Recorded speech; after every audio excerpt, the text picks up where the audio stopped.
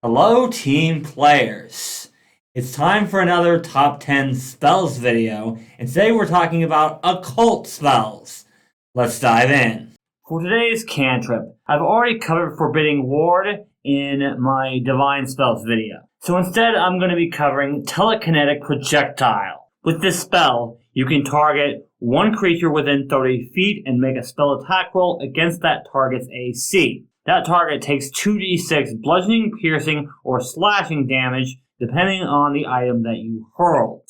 Any specific traits or magic properties of the hurled item do not affect this spell's damage. This otherwise functions just like a regular strike. In other words, if you crit, you get double damage. If you hit, you get full damage. This spell is fantastic for a couple of reasons. First, it allows you to take advantage of your environment.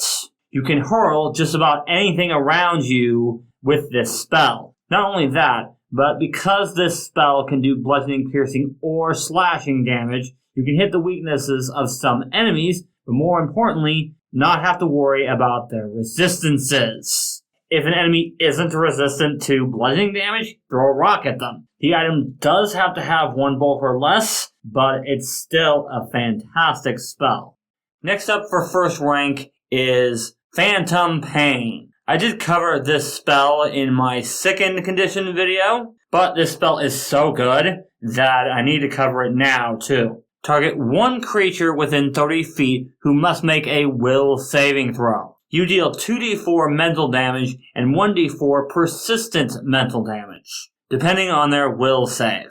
If they succeed on their saving throw, they take the full mental damage, but no persistent mental damage. However, if they fail, they take the full amount of both sources of damage and become sickened 1. If they recover from the condition, then the persistent mental damage ends as well as the spell. If they critically fail on their saving throw, then they are sickened 2 in addition to the other effects. As I said in my Sickened video, Sickened is one of, if not the best conditions you can put on an enemy. And the fact that you can pick this spell up at level 1 is pretty nuts. But this spell is only available to occult casters. Meaning, unless you are a bard, psychic, or a occult witch or sorcerer, you're not getting a hold of this spell. Plain and simple. But if you are one of those, this spell is way too good to pass up.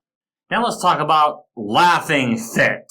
With this spell, you target one living creature within 30 feet who must make a will saving throw. You can sustain this spell indefinitely. On a successful saving throw, the target cannot use reactions as long as you sustain the spell. On a failed saving throw, the target is slowed 1 and can't use reactions for as long as you sustain the spell. On a critical failure, the target falls prone and can't use actions or reactions for 1 round. It then takes the effects of failure. The failure and critical failure effects of this spell are absolutely insane. If they critically fail, you've basically taken away their entire turn. And on their next turn, they gotta spend an action getting back up because they're prone, and they lose an action because they're slowed 1. Which means they get 1 action on their next turn, and no incapacitation trait on this spell. And even if they just regularly fail, that's still 1 action they cannot use to attack anybody. The whole can't use reactions thing, it doesn't come up near as often as you might think. And remember that this spell only works on living creatures. That means no undead and no constructs, which does make a lot of sense. But otherwise, fantastic spell, highly recommend. For rank 3, I've gone with Paralyze. With this spell, you target one creature within 30 feet who must make, again, a will saving throw. On a success, the target is stunned 1. On a failure, the target is paralyzed completely for 1 round. On a critical failure, the target is paralyzed for 4 rounds. However, at the end of each of its turns, the target can make another will saving throw to reduce the remaining duration of the paralysis by 1 round on a success or end it entirely on a critical success. Casting this spell at 7th rank allows you to target up to 10 creatures. An entire round where an enemy can't do anything is absolutely insane. And even stunned 1 on success means 1 less action that they can use to attack you or your party member. And them being paralyzed for 4 rounds is just, I have no words for it. Unfortunately, this spell does have the incapacitation trait, so it won't work well on bosses. But taking any enemy out of the fight completely, even if it's just for 1 round, is pretty good.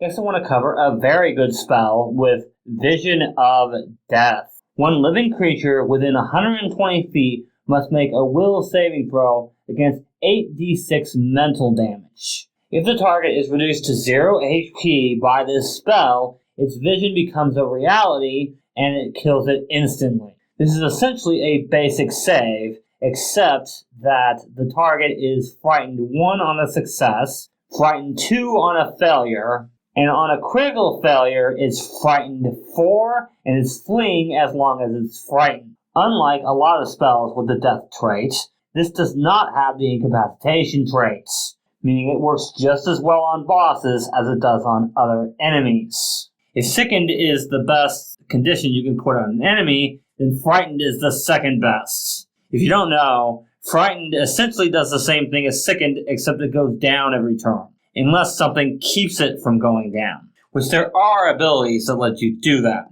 Now let's talk about Synaptic Pulse. This spell targets a 30-foot emanation, and every enemy in that area must make a will saving throw. On a success, the creature is stunned 1. On a failure, they're stunned 2. On a critical failure, they're stunned for the entire round. This spell is fantastic for a few reasons. First, this spell only hits enemies, so you don't have to worry about hitting your allies with this. 2, again, getting rid of actions is always good, and stunned is one of the best ways to do it, since they literally can't do anything while they're stunned. Kind of like if they're paralyzed. Stun doesn't last as long as slow, so it's not as good, but it's still a great thing to do to enemies. And since this requires a will saving throw and not a fortitude save, you're going to be able to use this on a lot of enemies pretty easily. However, this spell does have the incapacitation trait, so if you're going to use this against bosses, don't expect very much. With the Vibrant Pattern spell, you target a 10-foot burst within 120 feet. This spell requires a will saving throw and can be sustained for up to 1 minute. However, regardless of how they do on their saving throw, creatures in the area are dazzled. If a creature is inside the pattern, enters the pattern, or ends their turn in the pattern, that's when they make their will saving throw. They also must make the saving throw if they use a seek or interact action on the pattern. A creature that is currently blinded by the pattern does not need to make new saving throws. If they succeed on the will save, nothing happens. They're unaffected. However, on a failed saving throw, they are blinded by the pattern. If they exit the pattern, however, they can make a new saving throw at the end of each of their turns to end the condition. This blinded condition lasts for a maximum of 1 minute. If they critically fail their saving throw, then they're blinded for the full minute. If you don't know, blinded means all terrain is difficult terrain to you, and you can't detect anything using vision. You also automatically critically fail any perception checks requiring you to see. And if vision is your only precise sense, then you take a -4 penalty on other perception checks. And blinded does override dazzled. This is just flat out another way to take enemies out of the fight. Because if they're blinded, then they can't really hit anything. But you really do have to watch out for that dreaded incapacitation traits. With Mask of Terror, you can target one creature within 30 feet. For the next minute, that creature appears to be a horrifying and gruesome creature. The effect is unique to each observer. If a creature attempts a hostile action against the target of this spell, they must make a will saving throw.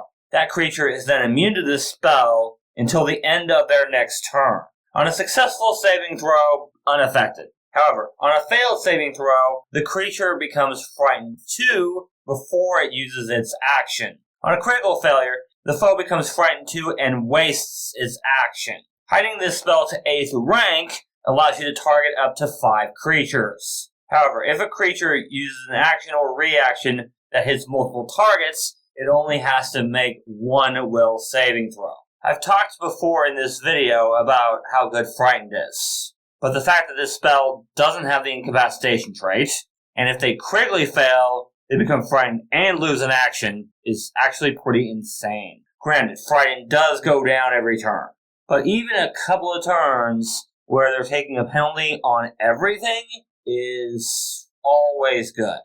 For rank 8, I've gone with Uncontrollable Dance. This is a touch spell that requires a will saving throw. For the duration of this spell, the target of the spell is off guard and can't use move actions other than to dance. This allows them to stride up to half their speed. On a success, the spell's duration is 3 rounds, and the target must spend at least one of their actions on their turn dancing. On a failed saving throw, the spell lasts for 1 minute, and the target must spend at least 2 of their actions each turn dancing. On a critical failure, the duration is also 1 minute, but the target must spend all of its actions each turn dancing. Unfortunately, again, that dreaded incapacitation trait. However, even with the incapacitation trait on this spell, it's still something you may want to cast on a boss. Because even on a successful saving throw, you are forcing them to waste at least 1 action every turn for 3 rounds. In addition, fighters and anyone else with the reactive strike reaction will love you if you cast this spell, because while you are forcing them to spend actions to move, it is not considered forced movements. This effectively means you can force the target of this spell to take that reactive strike. Plus, wasting actions on enemies is always a good thing to do, no matter how you go about doing it. And now we finally come to Wails of the Damned. The area of this spell is a 40-foot emanation, and it requires each living enemy in that area to make a fortitude saving throw against 8d10 void damage. On a success, the target takes the full damage. On a failure, the target takes the full damage and is drained 1d4. And on a critical failure, the target takes double damage and is drained 4. If you thought that Sickened was rare, Drained is even rarer. Drained is a penalty on all Constitution-based checks, such as Fortitude saves, equal to the number attached to Drained. You also lose a number of hit points equal to your Drained value times your level, and your maximum hit points are reduced by the same amounts. Losing these hit points does not count as taking damage. A lot of enemies have high fortitude saving throws, so any way that you can get the drained condition on an enemy is always a good thing. Unfortunately, the spell also requires a fortitude save, but drained 4 is pretty nuts. That's a lot of hit points lost and a huge dent in fortitude saving throws. I would still pick up this spell if you get this far, even if it does require a saving throw that a lot of enemies are high in. And yes, I am well aware that most of the spells on this list require will saves. Unfortunately, that is the nature of the Occult list. However, enemies with high will saves aren't near as prevalent as enemies with high fortitude saves. And not every spell here has the mental traits, so you can use at least some of these spells on undead. If you want to target enemies' reflex saves, you're better off picking a different list. And you guys can check out the videos I did on other lists right here. Thank you guys so much for watching, and remember, teamwork is vital. It helps us solve problems.